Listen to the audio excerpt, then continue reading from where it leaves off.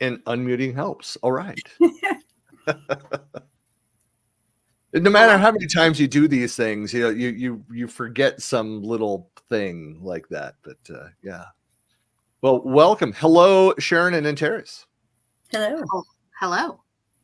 And welcome everyone for joining today's webinar, where we're going to be talking about the roadmap to Microsoft Copilot success. It's Copilot readiness and governance preparation, all the stuff that you should have been doing or have already done. But we're going to talk about what that looks like around Copilot specifically.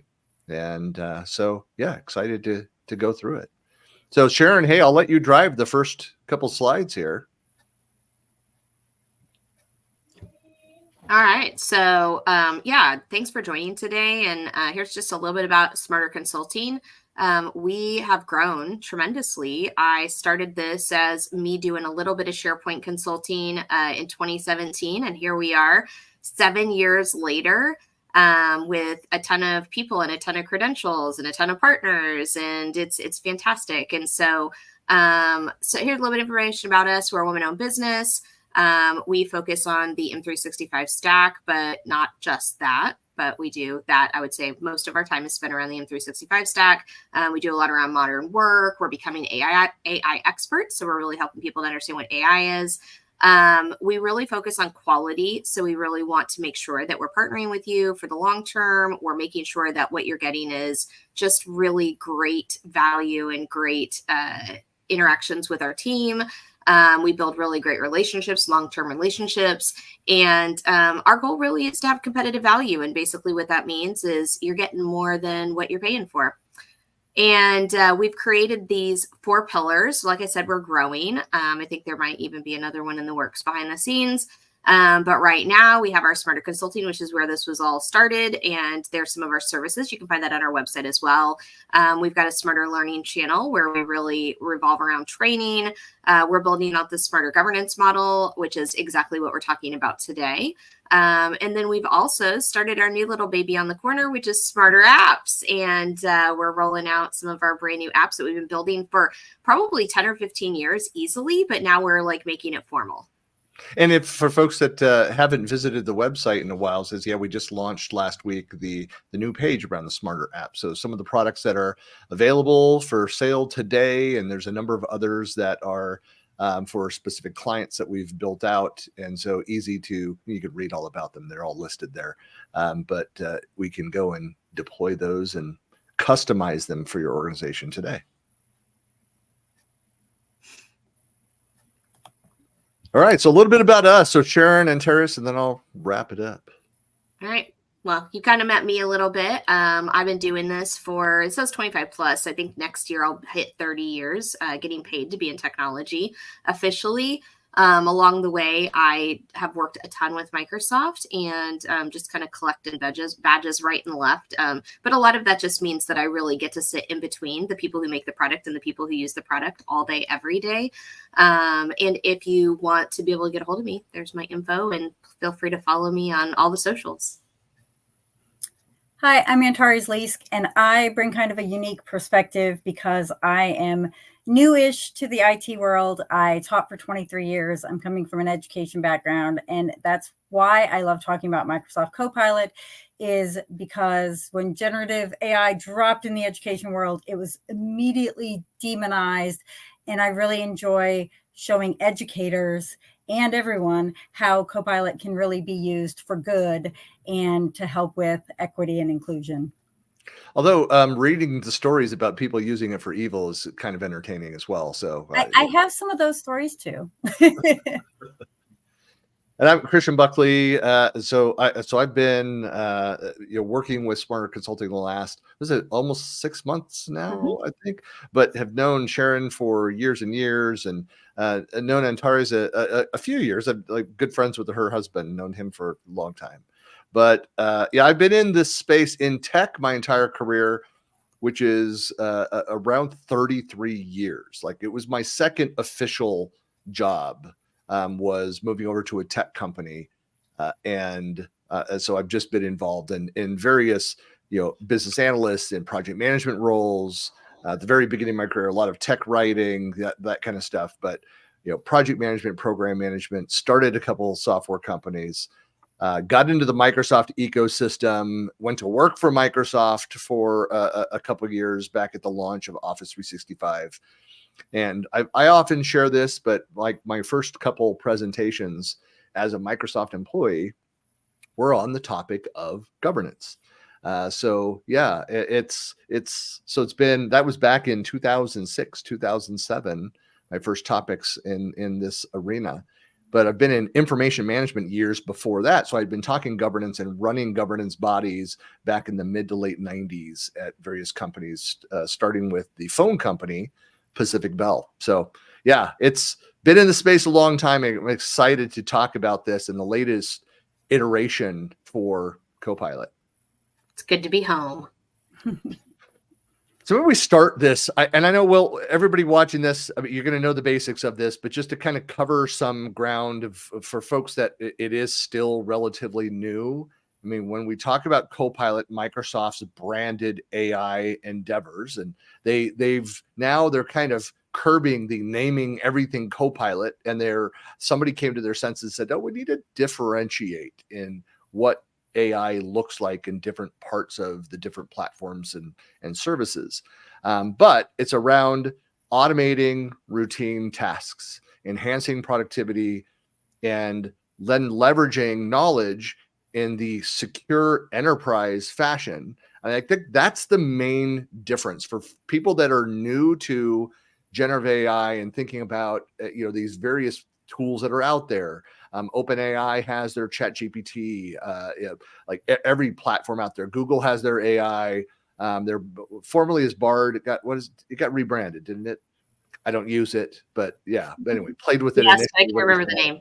Yeah. So there's a number of things, and there's been out there for years. Like I was a Jasper user, Jasper AI for a couple of years, and some really cool stuff that's out there.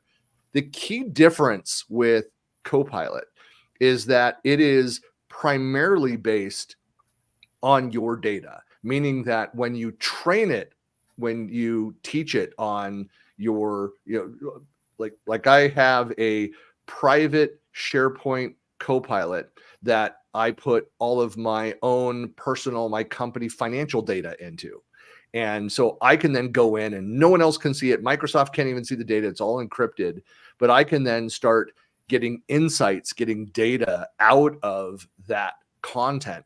And I never have to worry about that content then being shared up into the cloud with the rest of the world. If you're using the consumer-based platforms, then you are leveraging the internet's knowledge, and everything you share with the model also gets shared with the internet, which, yeah, it's probably not what you want to do with your intellectual property.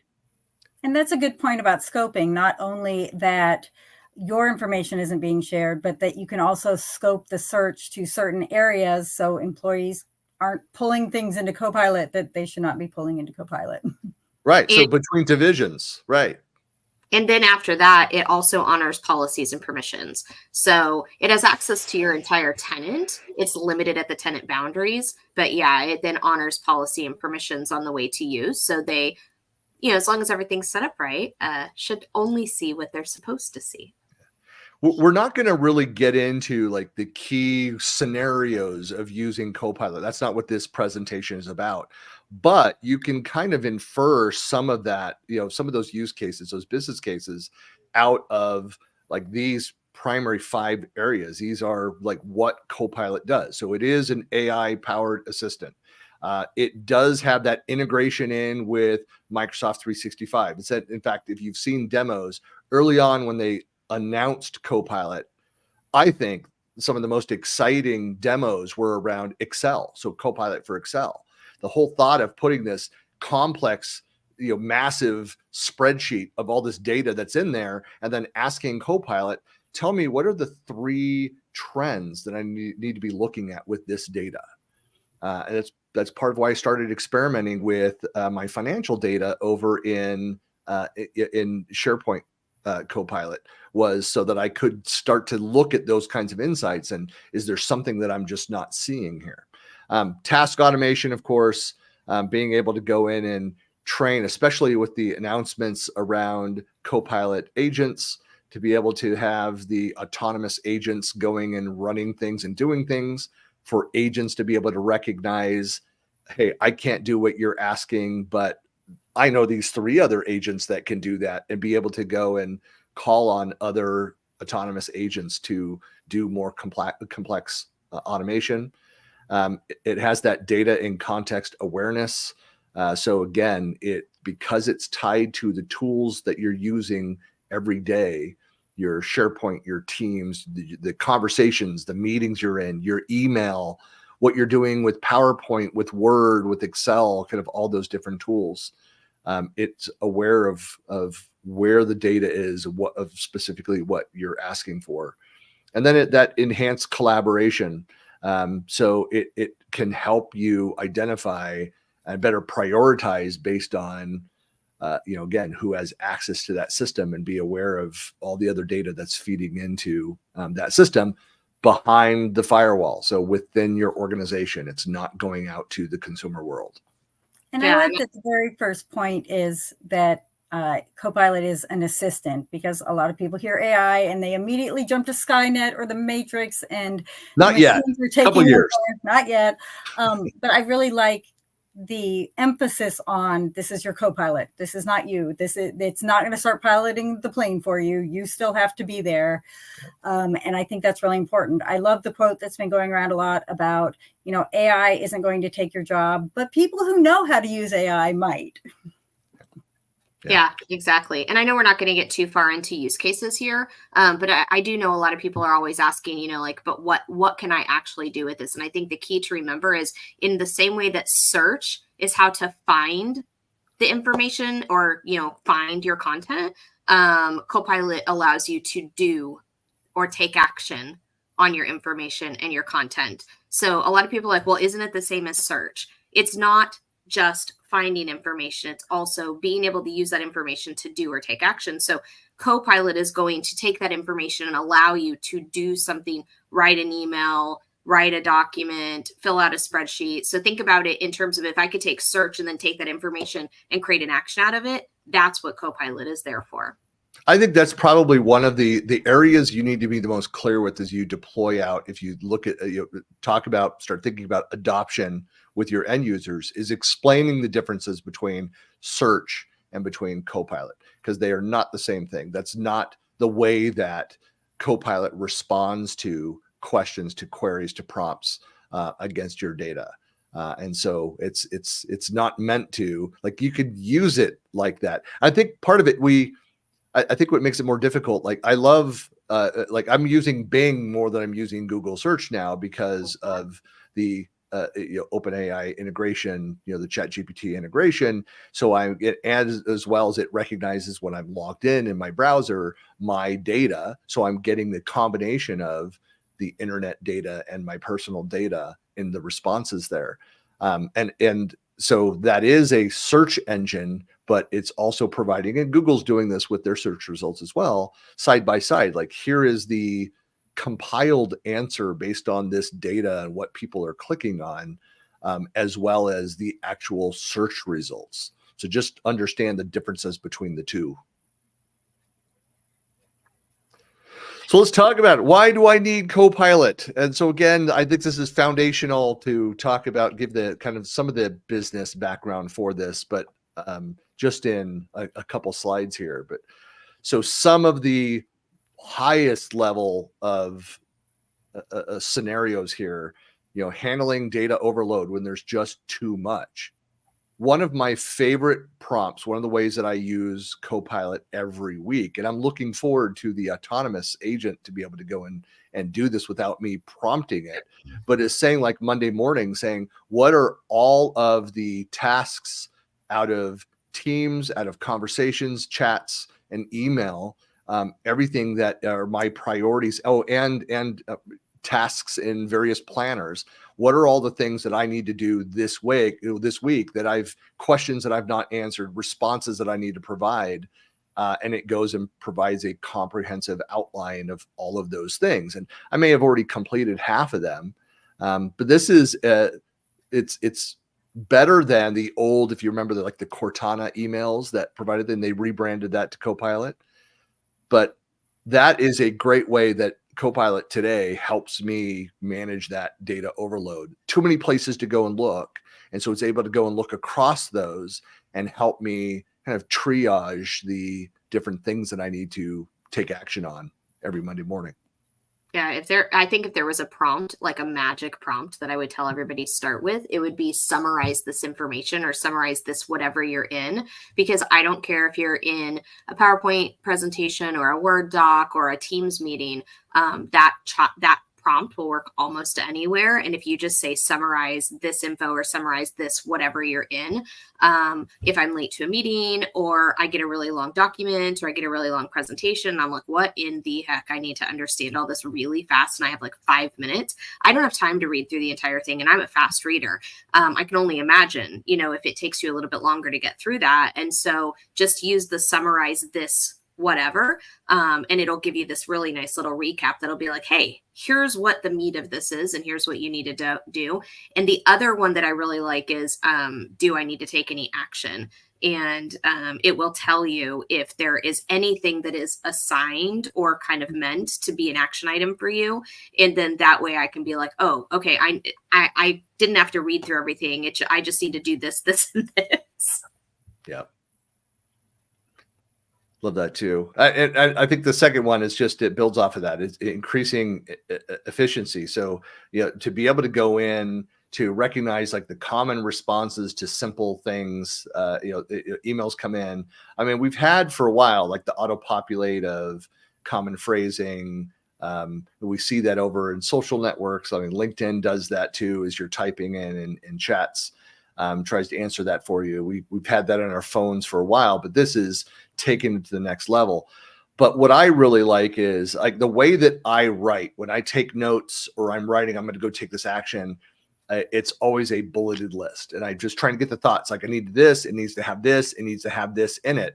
I can then take that, feed that in Copilot, and say, go, instead of sitting there for another 20 minutes trying to mush it together to make it sound more professional. I can just have Copilot take my ideas, the bulleted items, add it in there and give me a polished response. So that level of efficiency helps with, like you said, executive summaries that you have for, I'm about to walk into this meeting, I can't go through this long document. Give me, what are the 3 key points that I need to focus on out of this document walking in here? And what are the requests for me? What are the decisions that I need to make, from the notes from these meetings, and pull that together? It's pre and post meeting efficiency is just fantastic. And then, of course, it helps. Oh, sorry. Go ahead, Antares. I was just going to say, with your example of the bulleted lists, it's still authentic because it's still your ideas. Yeah. And I know that's a concern that people have, is that, Copilot is writing everything and there are no humans involved. It's still your ideas. Right. Well, that's why I think that the branding is brilliant, that it's a Copilot, not the pilot. You still need to have the human component there. If you think that Copilot, that AI in general can go out there and write good content, then you've not played enough with the various tools that are out there. It's really good at formatting, or the example that I use of going and rephrasing, rewording it, but it still relies on your input of the core themes, the core ideas from that. It can dramatically speed up the process for rewording, revising, editing that, things in that process, but it still relies on your core ideas to fill those out. And of course, we'll just jump past these, but enhancing remote collaboration is something that it does a really good job on, and it does allow us to be more connected, stay together, work together on things, automating a lot of routine activities so we can go focus on engagement, the conversations around this. We've got the documentation done. Like, I love the fact that now we can go have a meeting, have a discussion. It transcripts everything. It's captured that. And you can then automate the reminders of, okay, Sharon, you were asked to do these 2 things, and Tara's, you need to follow up on this. And I have no tasks assigned because I organized the people. I programmed AI to know to never give me tasks there. But it's you know, I love the last one too, the reduce the cognitive load. This is where we don't understand fully or recognize that how overwhelmed we get with multitasking, with being pulled in too many different directions. So anything you can do to streamline that as you move from one task to another, and reduce the overall volume of content that we need to consume to go and get something done, is going to help us manage that cognitive load. Yeah, and think about like as this really, I mean, we're at the beginning, guys.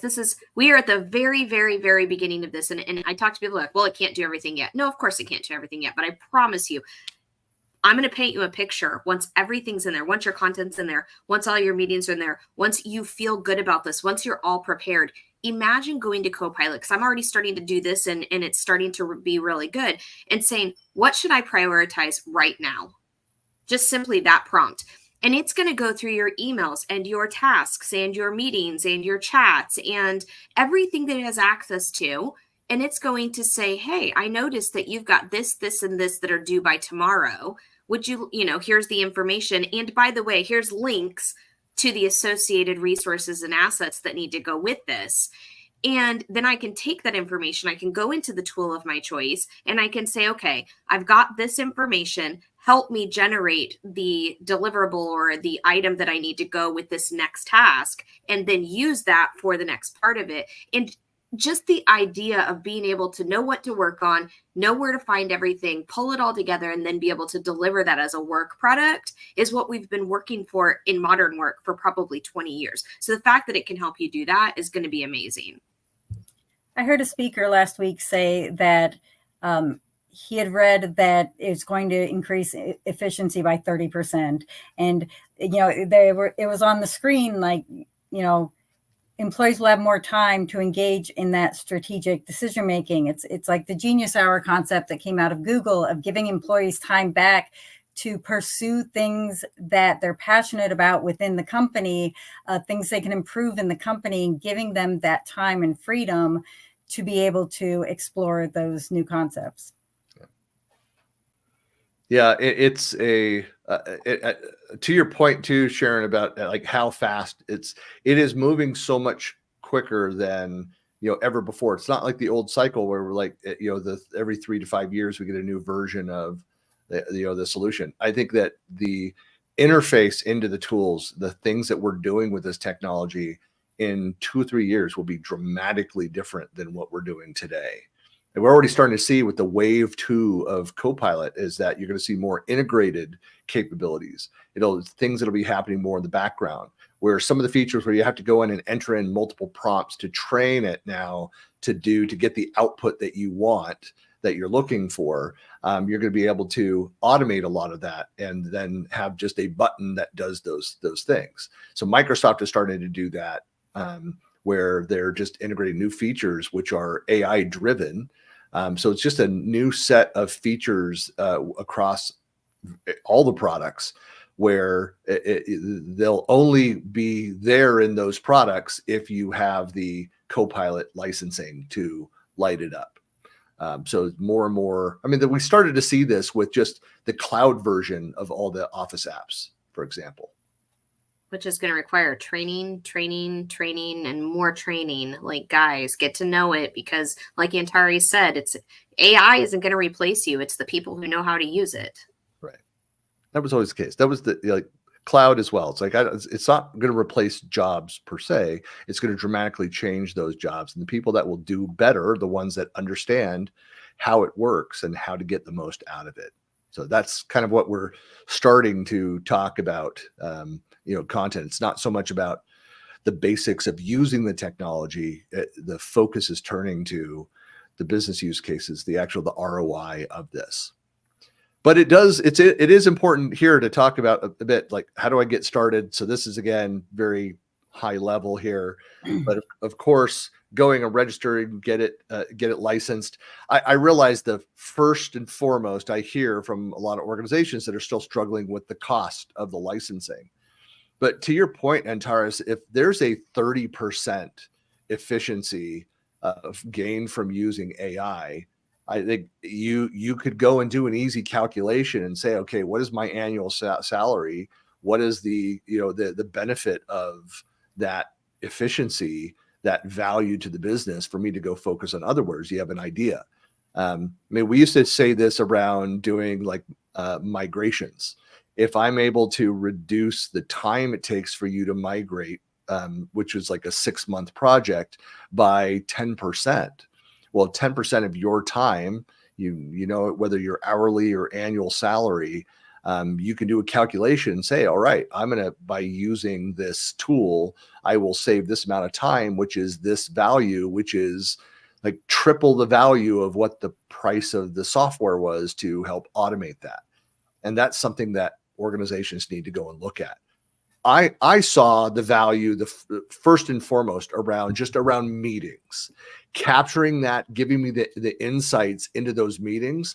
And I said, for me, and it's easy as an independent, as an MVP, to say, hey, $30 a month for my single tenant, my private tenant, man, it's worth it right there. My time is worth more than $30 a month for what it saves me. And then, of course, it does a ton of other stuff. But so I just wanted to preface with that and say, but you do need to go and look at, register, choose the plan. There's different places for it. I realize there's different services. There's different flavors of Copilot that are out there. So most of what we're talking about is the Copilot for Microsoft 365. But there are other licenses out there depending on what you're trying to do.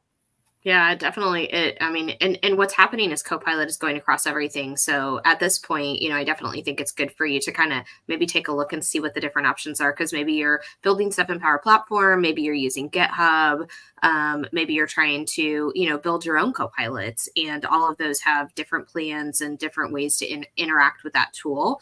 And on top of that, Microsoft, of course, has multiple plans around their offerings, the products behind it too. So there's kind of like a nice little chart that you got to figure out what goes with what and where. And if you need any help with that, we're always here to help you with that as well. That's what we needed. We needed another giant wheel of licensing and features and products. Everyone just was a new major product coming out. Where's the wheel? They were bored with the last info path. They are in info graphic. They need a new infographic. Yeah. The next step, of course, getting started is going in there and configuring, doing the setup. And there's obviously each of these, this is the highest of high levels.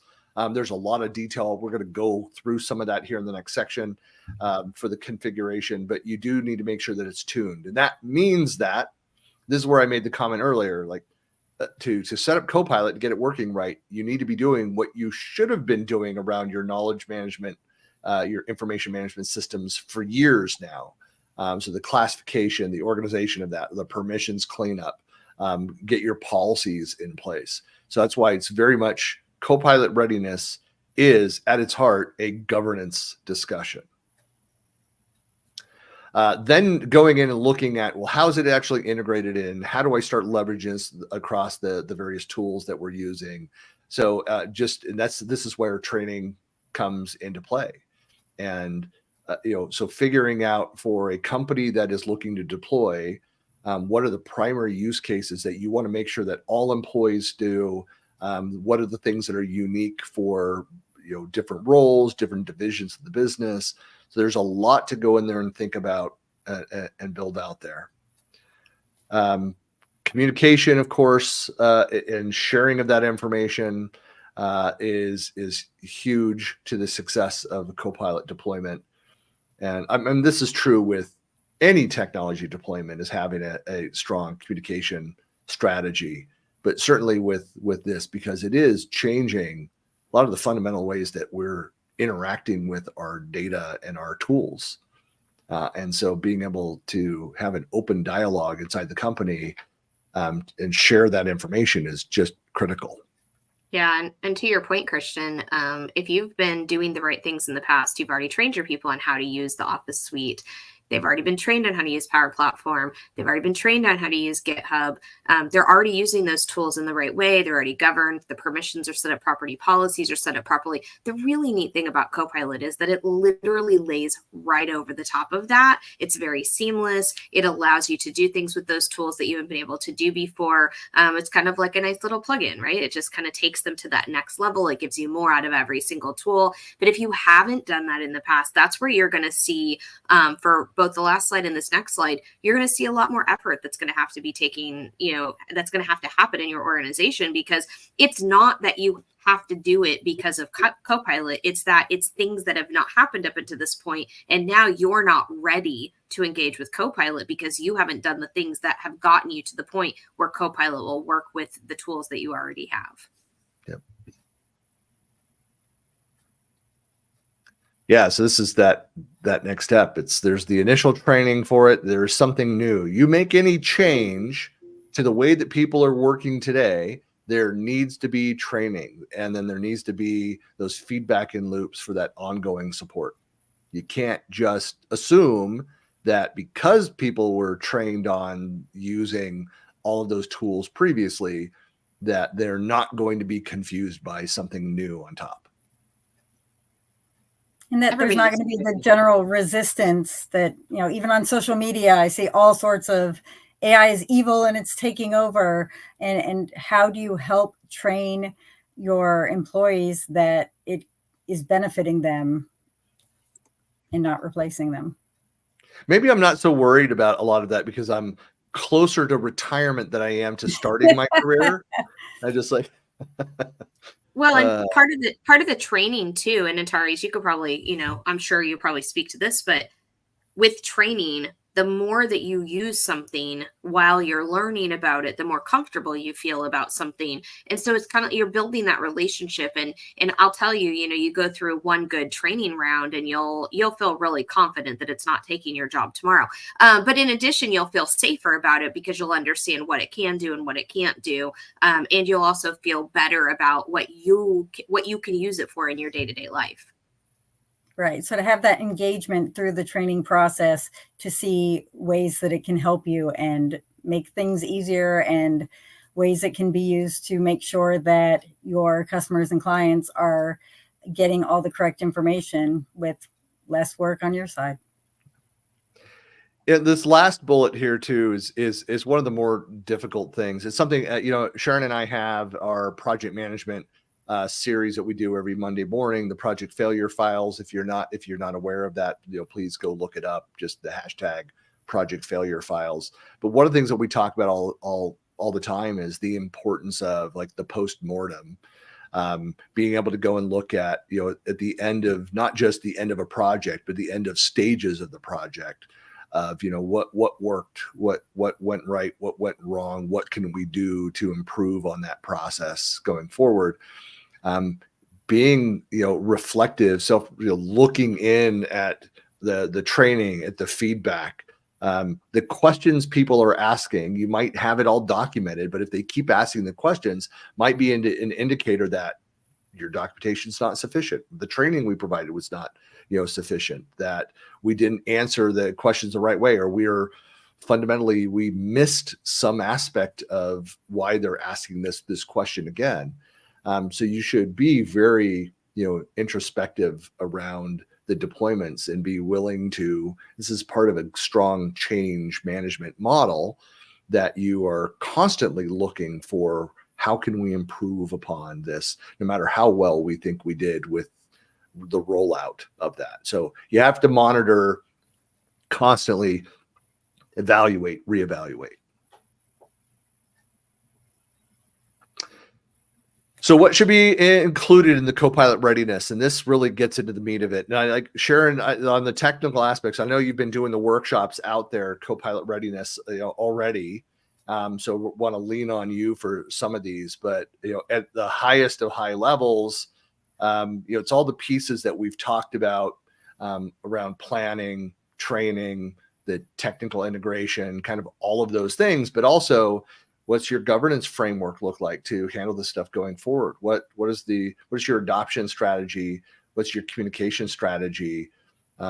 There's just a lot of different pieces, and you even miss one of these pieces and it can really hinder your ability to be successful with a deployment. So the first and foremost, the technical aspect of that, maybe you could talk to that for a minute.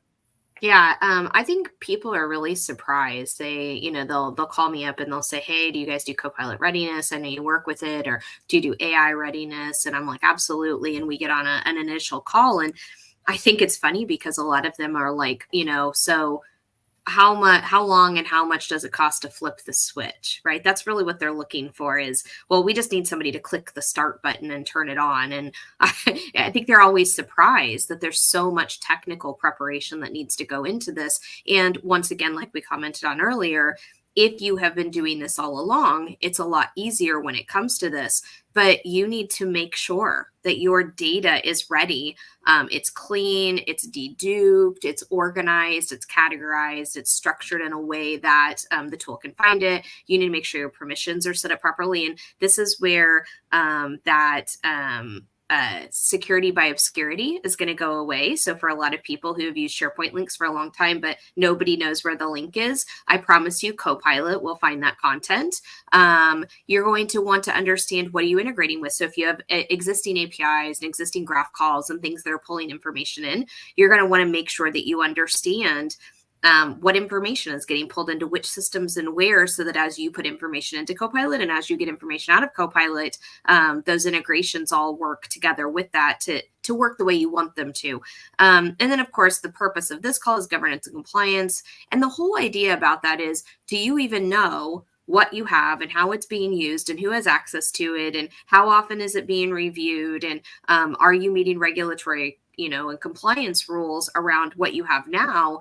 Because the minute that you lay Copilot over the top of all of your technical architecture, it is immediately going to have access to all of that information, which is very safe and it's within your own tenant and it's not going outside of your tenant, but it does have access to that. And so you're going to want to make sure that from a technical and architecture perspective, you already know what's going to happen so that when you roll it out, it's all safe. And I know that we expanded on each of these around the technical integration, and so it starts first and foremost with knowing what data that you have, and this goes back, Antares, what you mentioned at the beginning too, is that you can be very specific, very granular around this group of people, only this data, and have very specialized Copilots that are set up just like I went and did with my financial data. You can have it very targeted, very specific to those groups who have access to that. So that is one of the strengths of Copilot and Microsoft's enterprise approach versus the consumer version of things is having that enterprise level security. Yeah, but if it's not clean, then it's going to cause all kinds of fun problems. I mean, this is all the same conversations we've been talking about with, setting up proper search, with just the how the data life cycle in general. I mean, those are all still relevant. The need to do those things never went away. And then, of course, establishing your governance policies so that ownership, the site data quality, the life cycle management around those things all come into play. So looking at then who has access to this content.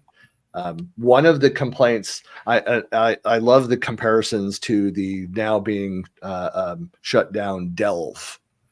When Microsoft Delve went live and it tapped into the data, it was incredibly powerful to be able to show you based on activity and who has access. But one of the chief concerns that I heard from organizations were like, people that should not have access to data are seeing that sensitive data. So Delve is broken. Like, no, Delve is working as designed. What it's showing is broken is that your access controls, your permissions around that data. your failure to properly classify, to label content and have the proper lifecycle management set up around that content. That's what was being identified. So search suddenly worked better.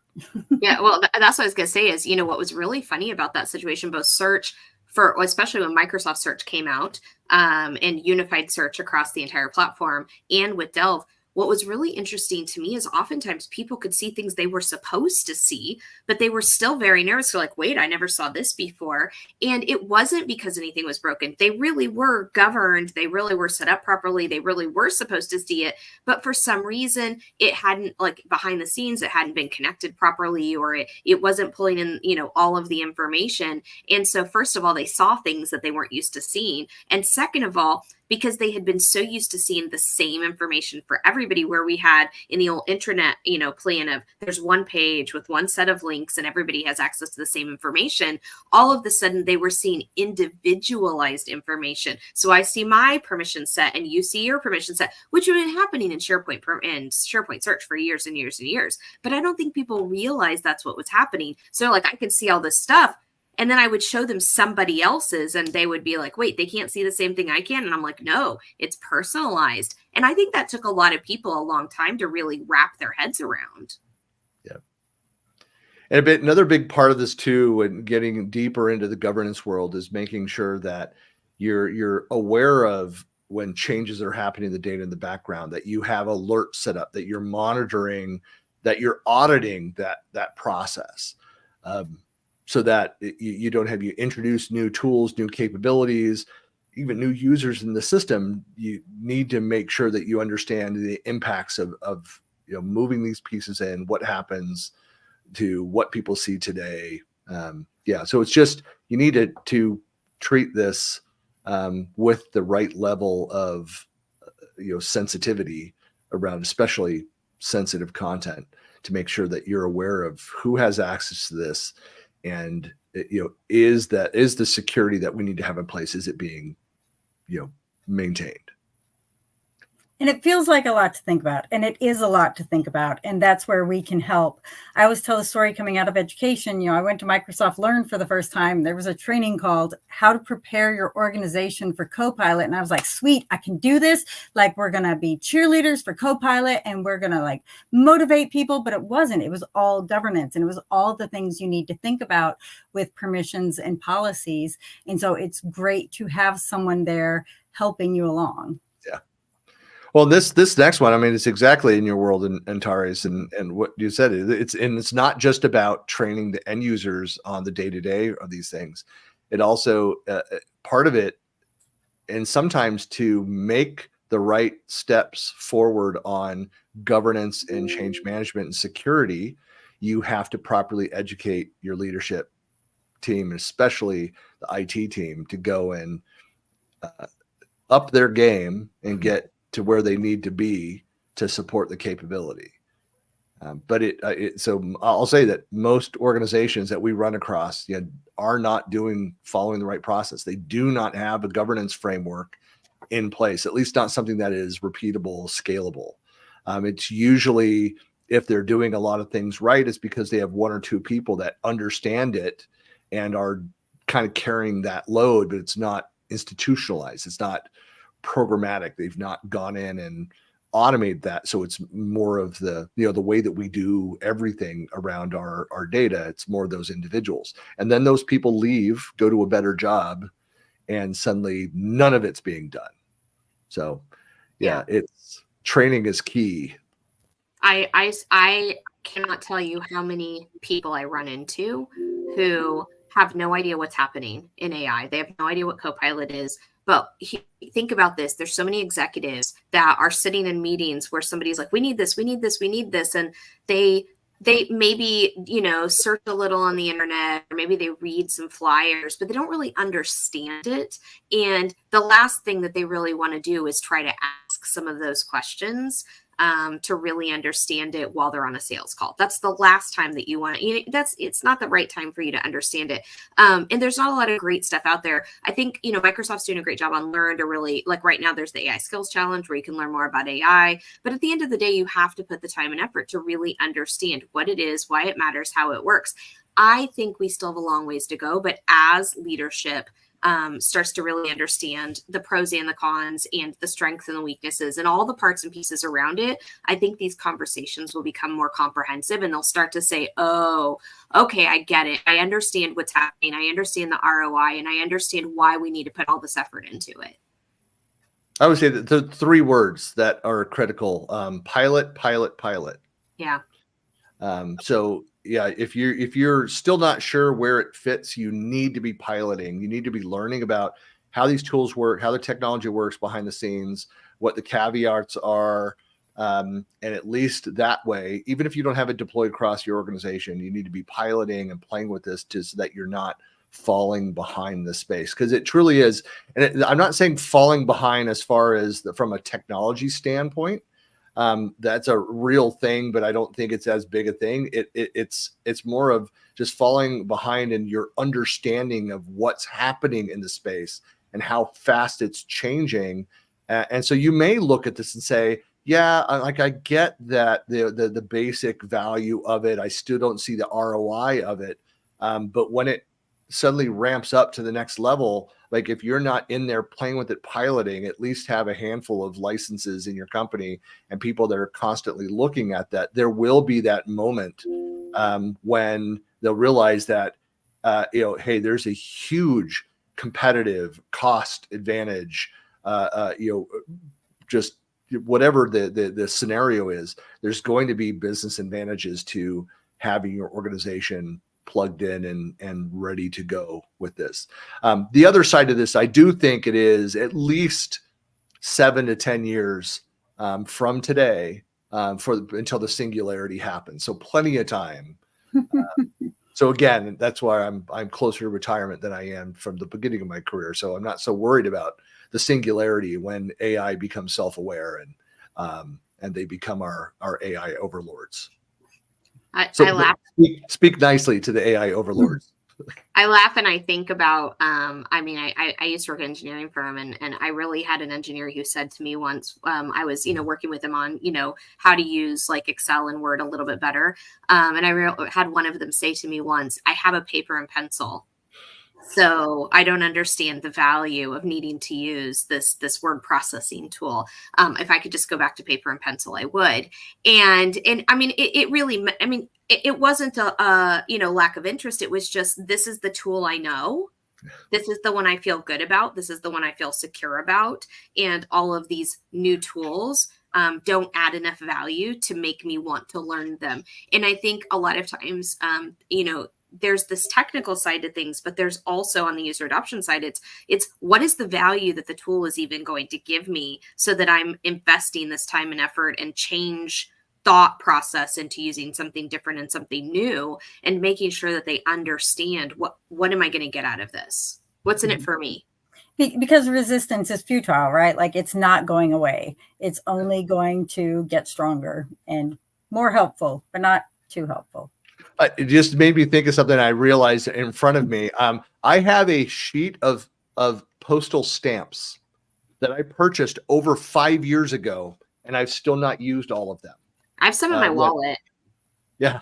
It's like what's a stamp? What do you use a stamp for anyways? That's the international stamp. So I know. So I use it now when people want stickers of different, marketing stickers, and I'll send them a quick off. That's what's Christian's trying to get rid of his stamps. That's really the answer. So if you ask him for stickers, it's because he's got stamps to burn. Yep.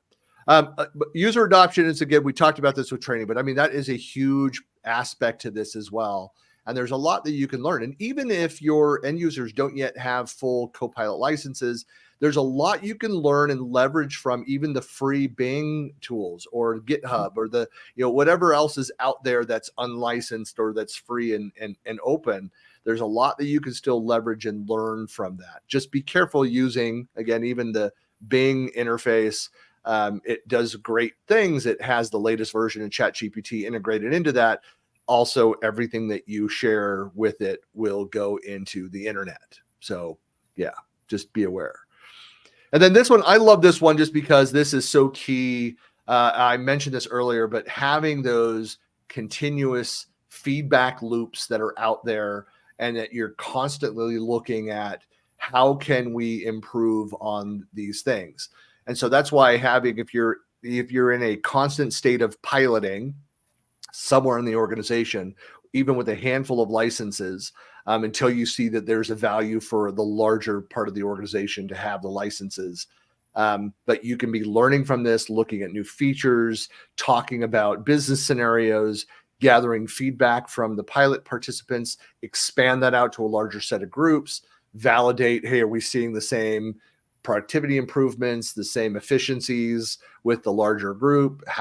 What would a company-wide rollout look like? What would be the most efficient way? Like all those things, you learn from it by being open and having conversations and discussing those pilots and what people are getting out of that, and other use cases where they see that they could get value out of that.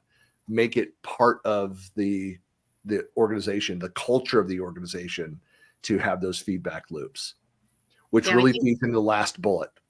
We think about external marketing, but we don't think a lot about internal marketing. And the idea is, if for external marketing, now we go look at the reviews, right? Go look at the reviews online. And I think, internally, we need this same mechanism for people to share their experiences with each other. Yeah. And I think it all comes down to, a culture where people feel like, hey, I can go and experiment. I can try new ways of doing my job better. People are happier in those organizations. You create more intellectual property.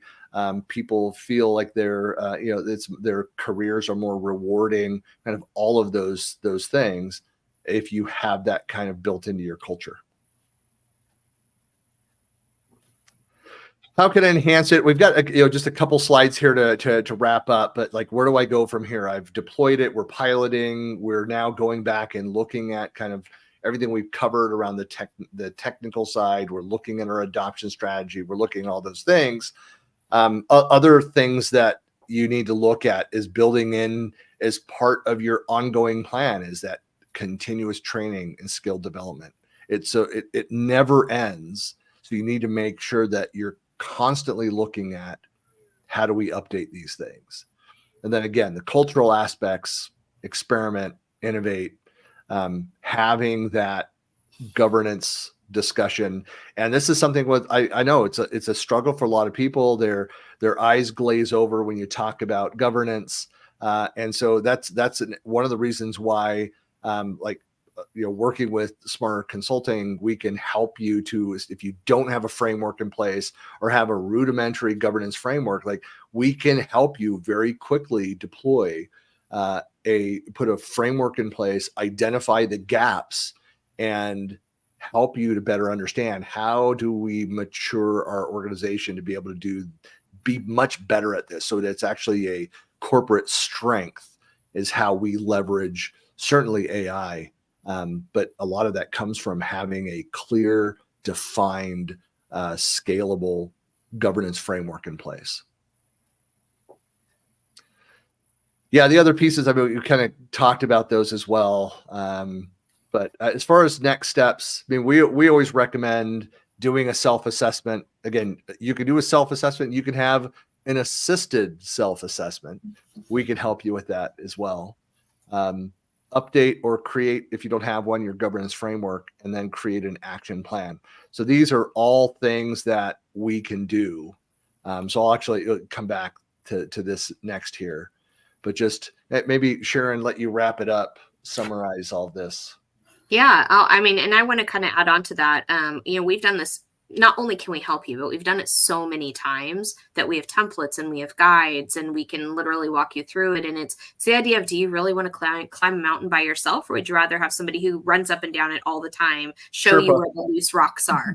I want the Sherpa. Yeah. Yeah, most people pay a lot of extra money to have that person guide them so that they don't fall on the rocks and they don't slip and they don't slide and they have enough food and they have enough water. And, let us be your guide. We've been there many times. We've been up and down. And at this point, we're running up and down that mountain all day long. So we can show you where to go without, hitting those loose rocks on the way up and down. But ultimately, once you've started using Copilot, I think you're really going to experience how amazing it is and how it can really help you to be more efficient day to day. You can get a lot out of it. And there are tools that are now built into the fabric of the M365 platform that can show you who's using it, how often they're using it, how they're using it, so that you can then go in and define, okay, we know that people are using it here, but they're not using it here. We can make sure that the right information is getting to the right people. We can make sure that everybody's, really getting excited about the product, and that the money that you're spending and investing in these tools have a clear, quantifiable, metricable ROI back to your leadership. And I think very quickly to give you, like we have out on the website, if you go to under services, under governance, we have these 3 kind of core offerings. There's a lot more that we do, of course, the consulting side of that, whatever you need to do, if you have a very specific, technology or direction, or, if you've got that identified. But the governance assessment is something that we can go in there and do, and we help identify, we heavily leverage the Microsoft 365 maturity model to do this, to help you create a baseline for where you are today and where you want to be, tied to specific business outcomes and what that action plan takes to get there. The governance tune-up then builds upon that, actually includes the governance assessment. It's built into that, where we actually help you go in, establish the framework, make sure that your primary, the settings that you have, the most important pieces up and running, built into all of the tools that you are using. So for example, to be able to go in and set up your life cycle management around the content, to make sure your sensitivity labels are there, that they're being applied, that you understand from a backup recovery, like what are the options, what do you have in place, and based on the decisions you make around your content lifecycle, to make sure the right steps are being taken or what time. You want to make sure that all the guardrails are in place. That's what the governance tune-up does. And then the last piece is specifically looking at those things, but the Copilot readiness. And so here's where we can offer workshops and do this, as well as consulting services, depending on your need and what you're trying to accomplish with Copilot. And we've got a QR code here. We offer a free consultation to talk about what you think this looks like. And I mean, out of this, the free consultation, you're not going to get a detailed scope of work out of that, but talk through and talk about, what things we can actually provide guidance on, what things you can go and do yourself based on the resources that you have, the people that you have, your level of expertise. And we can certainly spell out here areas where we can help you. And this is what that could look like. So would love to have those conversations with everybody. Did I miss anything, Antares and Sharon? No. Try to be comprehensive with these things. No, I love it. I absolutely think, it's a super cool thing. It's coming out. You guys better be ready for it. And we're here to help you. We're here to help you climb the mountain. Well, with that, thank you everybody for participating. And I think we need to lock down. I think we are going to do another governance related session next month. I think we're doing one more this year before we get into the holiday season. But please continue to watch the series. If you have any questions, I guess I could throw this up there one more time. We're all out there. Please reach out to us. Happy to connect. And of course, visit the website at smarter-consulting.com and check out more about what we do and contact us. So with that, I guess thank you everybody for joining the webinar, and the on-demand, the recording will be available out on YouTube on the Smarter Consulting YouTube page, and we'll tweet it out. It'll be out there on social media here later this afternoon. So. Thanks, y'all. Thanks a lot, everybody. Bye. Bye.